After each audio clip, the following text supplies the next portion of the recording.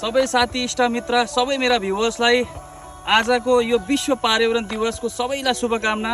र आजको दिन जति पनि पर्यावरण प्रेमीहरू हुनुहुन्छ, जति पनि सभ्यताले जन्माको जति पनि महानुभावहरू हुनुहुन्छ, पृथ्वीमा जति पनि मानिसहरू हुनुहुन्छ, सबैलाई आजको यो दिन विशेष हो। किनकि आजको यो दिनलाई आज विश्वको जति पनि पर्यावरण विचारकहरू हुनुहुन्छ, जति पनि पर्यावरण प्रेमी हुनुहुन्छ, विश्वका जति पनि ठुला विद्वानहरू हुन्छ, आजको दिनलाई विश्व पर्यावरण दिवसको रूपमा मनाउनुको निर्णय धेरै अघि गरिसकेको। तर धेरै अघि गरिसके तापनि हाम्रो यस क्षेत्रमा धेरै मानिसहरूलाई आजको यो दिन विश्व पर्यावरण दिवस हो भन्ने कुरा धेरैलाई थाहा छैन।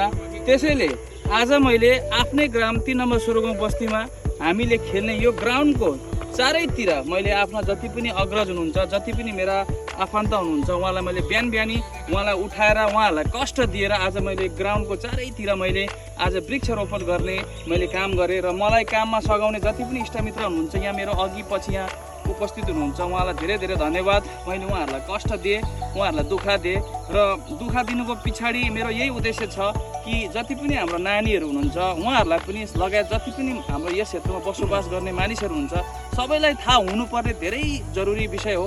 किनकि हेर्नुहोस्, आस्ते गर्मी जस्तो प्रकारले बढेर जाँदैछ, मान्छेलाई घरभित्र बस्नु पनि अहिले धेरै असुविधा भइरहेछ। धेरै मान्छेले 20 लाख 30 लाखको घर त बनाए नि, तर घर बनाउनुको पछि पनि घरभित्र बस्नु आज मान्छेलाई कष्ट भइरहेछ। भनेपछि के फाइदा भयो घर बनाएको?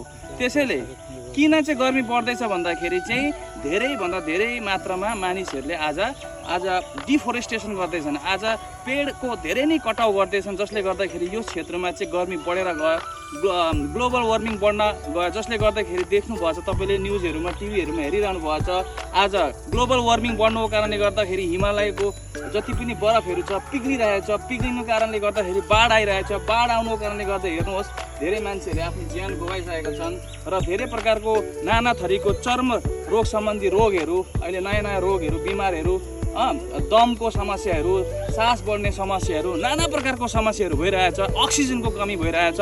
पेड लगाओ जीवन बचाओ, पेड लगाओ जीवन बचाओ। नमस्कार सबैलाई।